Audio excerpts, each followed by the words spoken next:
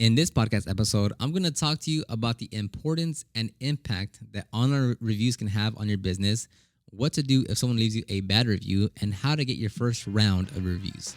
This is the Detailing Business Class Podcast.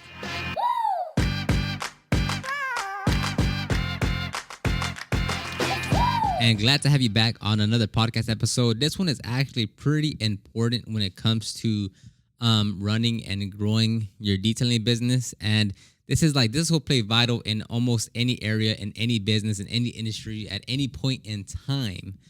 Just because this is a thing that can really help you stand apart from everyone else, can really build instant trust with potential customers, it does so much good for you. And it's something that you should never stop doing and should never stop getting. And that's going to be getting online reviews.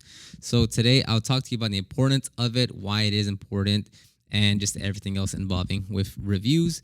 So let's go ahead and get started on this one. I have my iPad here, got the notes, and I will just talk on the talking points and then elaborate on those. So first I want to start off with an example of what restaurant would you want to try more, strictly based on looking after, let's say, Google My Business page, or I think that's called Google Business Profile. Google's always changing their names. But let's say you go and you want to go to a pizza restaurant, right? Whatever pizza restaurant that you want, right, in your local area.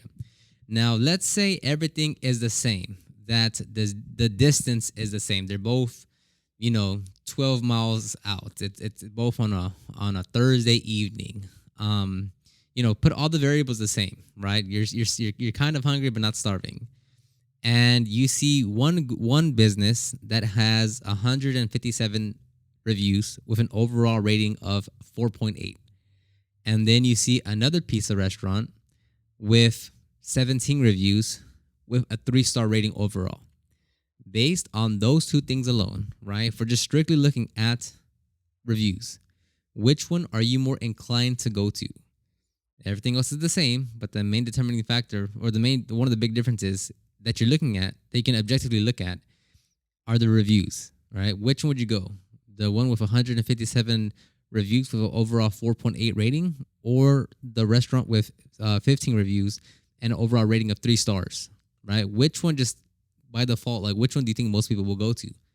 The one with 157 reviews. Why? Because even if, like, let's say they're selling the same pizza, it's the same distance, it's the same whatever, you're just as hungry, whatever the case may be, just the fact that 157 other people are raving about this restaurant, you're going to go in there and try it out yourself, right? And if you look at the reviews and you're reading them, right, and let's say all of those are like, oh my God, this place was so good. The staff was so friendly. One of the best experiences I've ever had. Oh my God, this is my 3rd time going there. Every time it's a great joy to be there. I can't recommend this place enough. Oh my God, this is the 2nd time coming here with our birthday party at work. And oh my God, fabulous service. Highly recommend. If you just read review after review with that kind of experience or excitement from their customers, then it's easy for you to be like, whoa, I guess this place is really good. Let's go give it a try. Versus if you go look at the other business profile and, each one is like 2 stars, 3 stars, a few 4 stars. And it's like, yeah, the waiter wasn't that good, but the food was good. Or, yeah, the food was good, but it was such a long wait. Or, yeah, it's they play overbearing music and the waiters never, hardly ever serve you. Whatever the case may be, right? And it's like, okay, yeah, I don't want to try that place because it might be good food, but just the service, I don't want to deal with that. Oh no, I don't want to go somewhere noisy. So a big portion of your business will come from what do others perceive your business as based on the reviews. So based on that one example, is you need to highly focus on reviews, because now it's taking a step further. If your business, right, let's say you have a shop, just for simplicity's sake, let's say you are 20 miles away. And then there's another pizza shop or another detailer. We'll keep it at pizza shops. Let's say there's a pizza shop that's 10 miles away with 20 reviews with a 4-star rating overall. But then there's another restaurant 20 miles away with 240 reviews with a 4.5 rating overall. But it's 20 miles away, and the first restaurant is 10 miles away. Now, because of the disparity in reviews, because one just seems like it's a lot better than the other, you now contemplate, ooh, I am kind of hungry. I want pizza, but I'm willing to make that 20-mile drive, because that 10-mile drive, that other pizza shop that's only 10 miles away, it doesn't look that good. It doesn't look like people really like that place. And I'm willing to drive the extra miles, take the extra time to get to the other one because there's a higher chance that one's going to be much better than the one closer to me. Right. So reviews helps you build that instant trust, that instant like, oh, I guess if so many other people are saying good things about it, well, I got to go try it. Right. Versus the business that isn't getting those raving reviews. So reviews play a big part into your business. It's one of those things where how many reviews is enough? Not enough. It's never enough, right? Every day, every week, every month, every year, you will try to get as many raving reviews as you can. And that's an important note that I'm saying, raving reviews. What you don't want is you don't want a bunch of reviews on Google. And I'm pertaining it to Google just to keep things simple, but if you're getting most of your customers through Yelp right now, it makes sense to get most of your reviews on Yelp. If you're getting most of your customers through Facebook, it would make sense to get your reviews on Facebook. If you're getting most of your customers through Google, it would make sense to get most of your reviews on Google. So it's depending on what platform is really generating leads. If you're not generating leads from any platform, I would kind of say sway towards Google, but it's really going to be dependent on your business. And a quick note from our sponsor, Jobber. This is the software I've personally used in our detailing business over the last 3+ years. We use it to schedule customers into the calendar, keep track of all the customers' information, so like their name, their email address, their phone number, their physical address. It's how we keep track of employee hours. We send out quotes through there. So we do a lot we basically run our entire detailing business through Jobber. And if you want to do a 14-day free trial plus get 20% off your first 6 months, you can check the show notes down below. Or if you're watching this on YouTube, you can click the first link in the description box down below to give it a try. Thank you for Jobber for sponsoring this podcast, this show, as it does help out a lot. Back to the episode. But yeah, so one thing you never want to stop with reviews is you never want to stop getting them, right? Because the more reviews you have, the more raving reviews that you get, the better it's going to help you. Like that's as simple as it is, right? Like if someone goes to your website and they're like, whoa, you're charging, I'm making up numbers here, $400 for a detail. They're like, what the heck? Like, why is this so expensive? And then they go check out your reviews and, there's 150 reviews of like, oh, it's such amazing work. Oh, it was pricey. It's a lot more expensive than other detailers, but man, it was well worth it. Man, I'm never gonna take my car to any other person except this guy. I waited 2 weeks to get my car serviced, but it was well worth the wait. Highly recommend. Right, like those type of reviews, raving reviews, are basically like your salespeople, your spokespersons for your business to other potential customers. Where they're like, hey, like I'm a customer too. I paid for this. I waited this long. I thought it was also expensive, but man, it was worth it, right? And having dozens and dozens and dozens of those reviews on your Google Business Profile page will help you immensely, right? Now, if you just have reviews that just have a 5-star rating, right? Like you've seen, it's like where you just click 5 stars and submit it. There's no context there, right? So you don't really care about the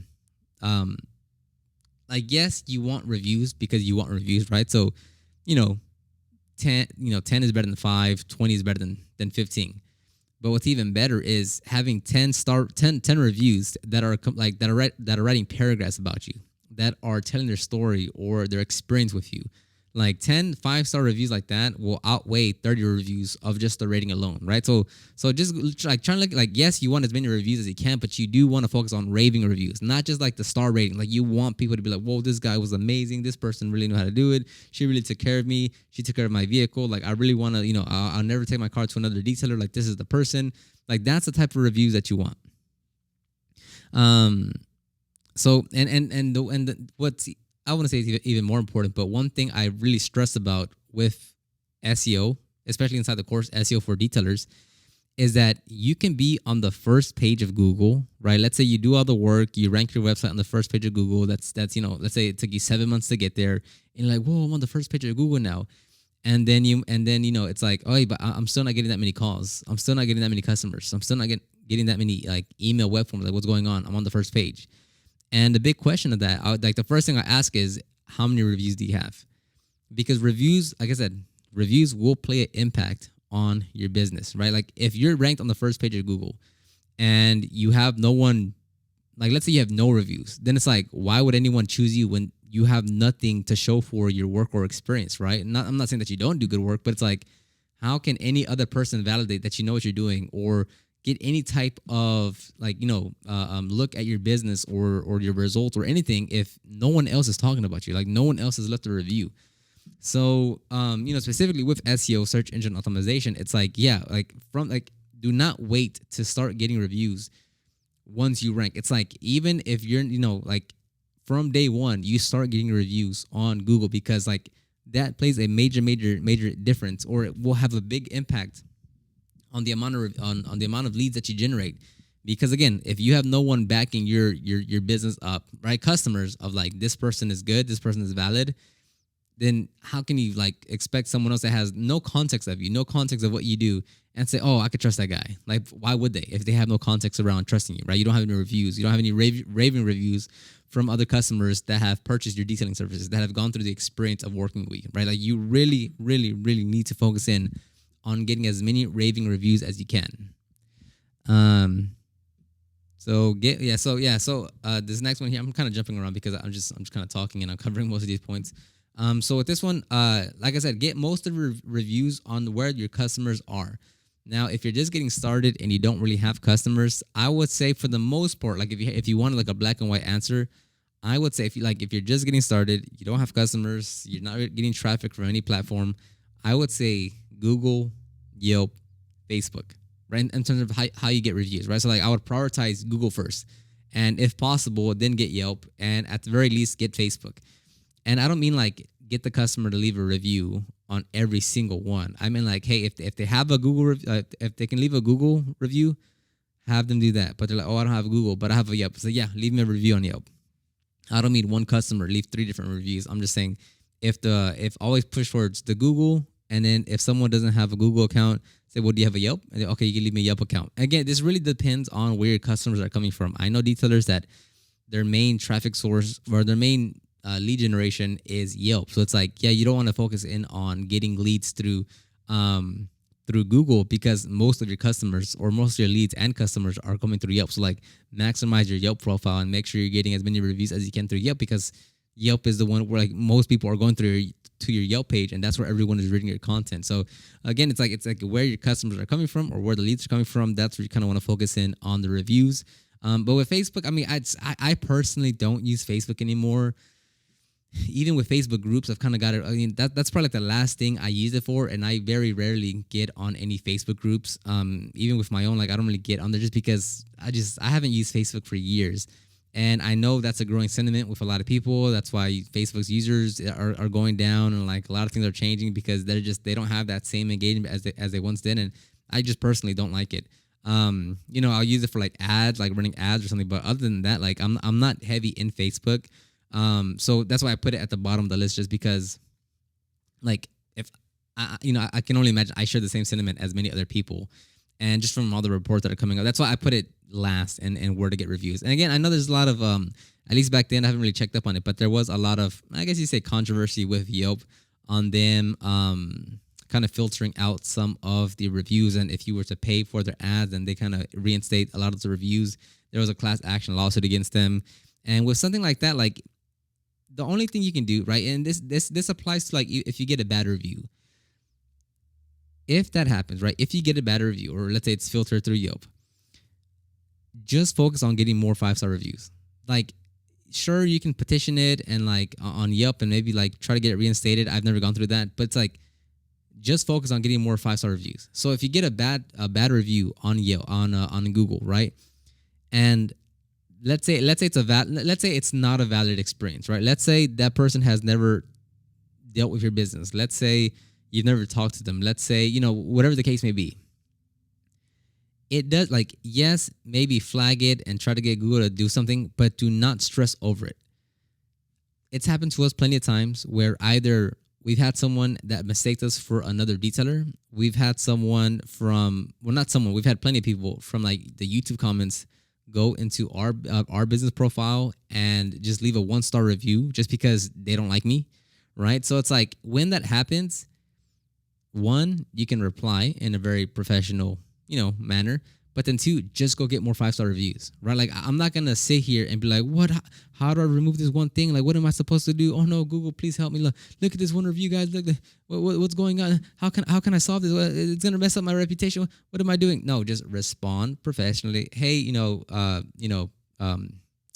Johnny, I've never spoken to you. If we've missed your call, like I'm happy to correct this for you. Please give us a call at phone number, or whatever. Thanks. Like be very professional. That way people know that you acknowledge it. Like it's not just like, oh, so did something actually happen there? No, like acknowledge it. Know that this might be a mistake on your end. If it is, you'll correct it. But you've never actually spoken to that person. But aside from that, like I'm not gonna nag and be like, oh my God, Google, please take it off. It's like, no, just go get 20 other 5-star reviews and you'll be fine. Right, like you're gonna get a negative review, right? Like it will happen. It's a part of being a business. Whether it was just someone that called you and they wanted to get information and they felt like you talked to them in a certain manner, or maybe they had a bad day and they just wanted to, they did a careless act in frustration and they kind of let it out a little bit on you, or maybe there's a genuine bad experience that a customer had with you. And they're going to leave the review, right? And it's like, what do you want to do now? You're going to give them a free detail? You want to bribe them? You want to, blackmail them and be like, hey, I'll give you a free detail if you remove that review. No, just be proactive with everything else, right? Don't be reactive and be like, oh, hey, take it off. No, instead have a system in place so that you are always getting a bunch of 5-star reviews on your profile, right? Like if you're worried about this one thing, that means you don't have enough 5-star reviews coming in, right? So for like, if you get one 5-star review, or if you get one bad experience, like a 2-3 star review, go get 10 5-star reviews within the next 2 weeks. Like make that your mission, right? Don't focus on, how do I just remove this one? Let me stress over it. No, go stress over getting 10 5-star reviews now. That's being more proactive, right? Like if you have 50 reviews right now and someone leaves the 51st comment the 51st review that someone leaves, it's a bad review. And you're like, no, take it off. I have a perfect streak. Like, no, please. And you're stressing, and you want Google to do this, and you're calling them, and you're stressing over the next 2 weeks, and it never gets removed. Or over the next 2 weeks, you get 10 more reviews. So now instead of 51, you have 61 reviews, right?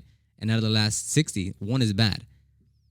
So it's like be proactive with the reviews. Don't get caught up in like, oh no, take it off. It's like just go get more reviews, right? Because you're not going to be able to stop it every single time, right? Like with Yelp, with Facebook, with Google, like some people will leave a bad review, whether it's warranted or not, whether it's justified or not, that's beyond my control. But what is in my control is to provide the best service that I can to our customers, to make sure that their experience is as great as it can be, to make sure that they are happy with their services. And, at the end, it's like, hey, can you leave me a review? And follow up with them. Hey, can you leave me a review? Because that's what I'm in control of. I'm not in control of what some person on YouTube that doesn't like me for my YouTube videos goes to my local detailing business page and leaves me a bad review. I am not in control of that. I can do nothing about that because they just have some type of, feelings towards me and they just want her, but it's like I can't control that. But what I can control are the next 10 customers that I service, making sure that they have the best experience, and then asking, hey, can you leave me a review, please? I'd really appreciate that. Right? So be proactive with the right things. Don't try to be reactive, like, oh, take it off, please, take it off. Don't think like that. All right, so now how do you get your so let's say you're just getting started and you're like, okay, Oscar, I get it, reviews, I got it, but I'm just getting started. I don't really have a business yet. I haven't, I don't have any customers. How do I get my first set of reviews? The same thing that I did is just go service your friends and family members, right? Your cousin, uncle, brother, sister, parents, right? Your coworkers, colleagues, whoever, and say like, hey, can I go give you a free wash? And keep it simple. You don't have to this is up to you, but you can keep it simple. Just, hey, can I give you a free wash, a free engine cleaning, and in return, can you just leave me a review on my Google page? And that's it. Go do that 10 times, 20 times if you want, right? Now, I have other videos, and inside the SEO for Detailers course, I give you more examples on how to maximize this, because you can do about like 5 different things with this strategy. But just for simplicity's sake, just go to your friends, family members, coworkers, colleagues, and say, hey, if I wash your car for free, can you leave me a review? Hey, if I restore your headlights, can you leave me a review? Hey, if I clean your interior, can you leave me a review? Like, as simple as that, because you're just getting the ball rolling, right? Like, you're just starting off and doing things like you're going to have to kind of do some guerrilla work and just kind of, one by one, try to knock them out. And, and tell them, hey, can you, tell them how your car was. Tell them to leave you like a good story, because, you're just starting off. You're barely getting your business running. You're trying to get traction. They're getting a free detail. So it's like, that's very fair and the way I see it. And I mean, I would say like most people start off like that, getting their friends and family members to leave them a review. So I'll end this episode right here. It's a short one, it's like 19 minutes. If you want to download the ultimate guide to start your detailing business, it has over 10,000 words on how to start your business. Then you can check the show notes, or if you're watching this on YouTube, you can check the description box down below. You can also check the other links, like to follow me on Instagram, which is at Detail Groove. You can follow, you can check me out on YouTube, or I don't know, anything else that you want to find will be linked down below. Thank you very much to tuning in to another podcast episode. I greatly appreciate it, and I'll talk to everyone on the next one. Bye-bye.